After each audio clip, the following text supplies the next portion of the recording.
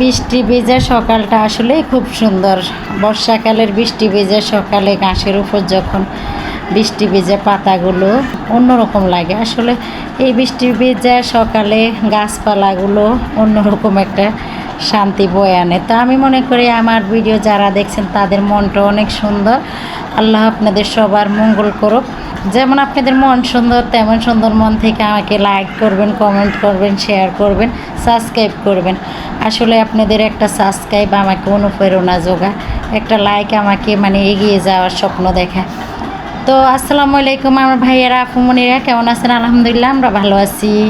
তো আরেকটা ব্লগ নিয়ে আসলাম গ্রামের আমার বাচ্চারা ঘুরের শেষ নাই। সকাল সকাল উঠে ঘুরতে বাইরে রয়েছে ভাই বোনেরা মিলে। তো সবাই ঘুরতেছে, অনেক মজা নিতেছে, মজা করতেছে।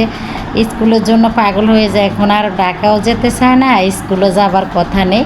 তো যারা একদিন স্কুল খুবে না তারা এখন ঢাকাতে যেতে চায় না, তারা চায় যে গ্রামে থেকে যেতে। তো আমার ছোটো ছেলেটাও আমাকে বলে যে ঢাকাতে আর যাবে না, গ্রামে থেকে যাবে। তো আমি বলছি যে সবাইকে রেখে আমি চলে যাব এই আর কি। তো সবাই আমাদের একটু বেশি বেশি করে ফলো দিবেন, আমরা আপনাদের জন্য আরও ভালো ভালো ভিডিও নিয়ে আসবো ইনশাল্লাহ।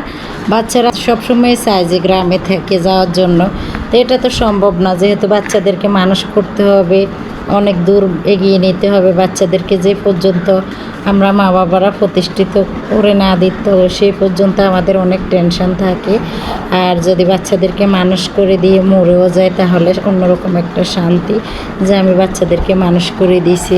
সব বাবা মাই চায় যে বাচ্চাদেরকে মানুষ করে দিতে, পারুক বা না পারুক সবাই চায় যে বাচ্চারা মানুষ হয়ে যাক। এই কারণে সবারই স্বপ্ন থাকে। আমি মনে করি যে খারাপ সেও চায় তার বাচ্চারা মানুষ হোক, আর যে ভালো সেও চায় তার বাচ্চারা মানুষ হোক। সবাই তো চেষ্টা করে। তো ভালো করার মালিক আল্লাহ, খারাপ করার মালিক আল্লাহ, তবে সবাইকে তো চেষ্টা করতেই হয়। ওসমানের লুকোচুরি খেলতেছে ওসমানের বোনের সাথে। তো এখন যখন ধরা খেয়ে গেছে ওসমানের মনটাই খারাপ হয়ে গেল এই আর কি। ওসমান চাইছে যে লুকিয়ে লুকিয়ে সুমাইয়ের সাথে মজা নেবে আর কি। তো সুমাইয়া পিছন থেকে ওসমানকে ধরে ফেলছে। তো আসলে ভাই বোন ছোটোবেলার স্মৃতিগুলো আমার এখনও মনে পড়ে যায়। আমরা ভাই বোন কত সুন্দর জীবন ছিল আমাদের। এখন যখন বড় হয়েছি বাইকে তো হারিয়ে ফেলছি, ভাই চিরদিনের মতো আমাদের কাছ থেকে হারিয়ে গেছি। আল্লাহ কারো ভাগ্যে আমাদের মতো এরকম না করুক যে তার ভাই বোনকে রেখে হারিয়ে যাবে, কিংবা বোন ভাইকে রেখে হারিয়ে যাবে। আল্লাহ সবাই সুন্দর জীবন দান করুক। তো সবচেয়ে দুঃখের কথা হয়েছে যে আমার বাবা নেই, ভাইও নেই। তো আমার মা আছে আল্লাহ দুনিয়াতে, মা ছাড়া আর আমাদের কেউ নেই। তো মাকে সময় দেওয়ার জন্য আসা, মা মন খারাপ করে ফেলে।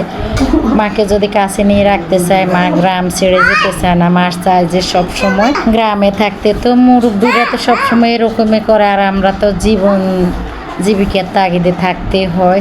অনেকে হয়তো বলতে পারেন যে আমরা কি গ্রামে মানুষ হই নাই। আসলে তখনকার হিসেবে এক ছিল, এখনকার হিসেবে অন্যরকম। তো এখনও মানুষ পড়াশোনা করে, সবাই চেষ্টা করে যে একটু ভালোভাবে তার বাচ্চাদেরকে পড়াশোনা করানোর জন্য। তো একটু চেষ্টা করতেছি মা বাবা হিসেবে আর কি।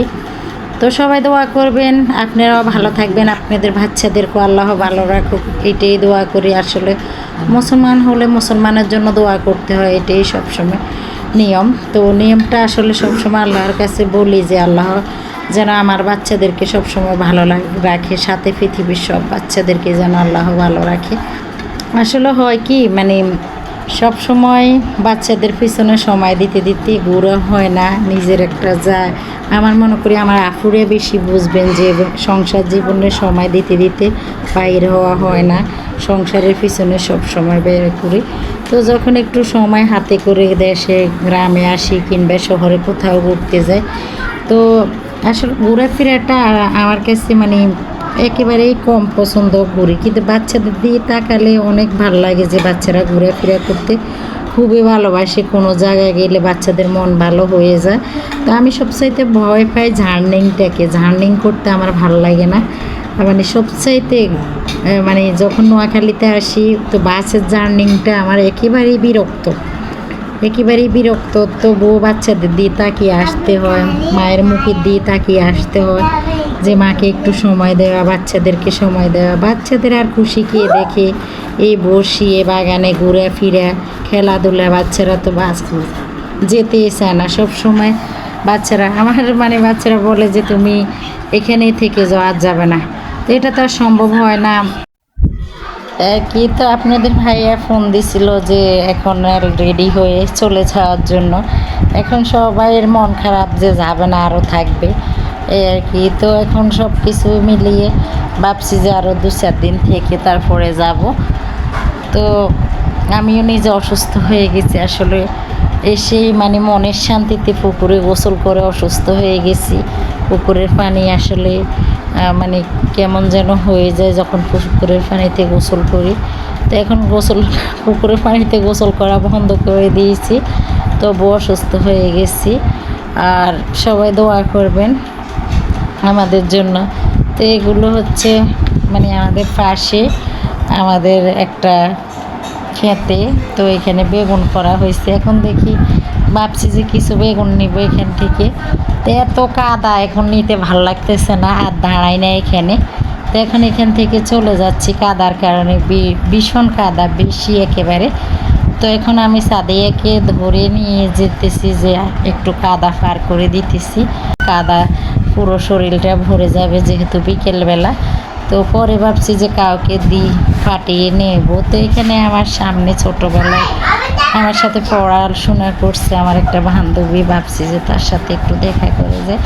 তো তার সাথে যখন দেখা করতে গেলাম অনেক সময় এখানে পার হয়ে গেছে। এখানে সময় দিয়ে চলে গেলাম। করবেন, যাদের সাপোর্ট লাগে অবশ্যই বলবেন, সাপোর্ট পাবেন। আমাদেরকেও সাপোর্ট করবেন। সবাই ভালো থাকবেন। আল্লাহ হাফেজ।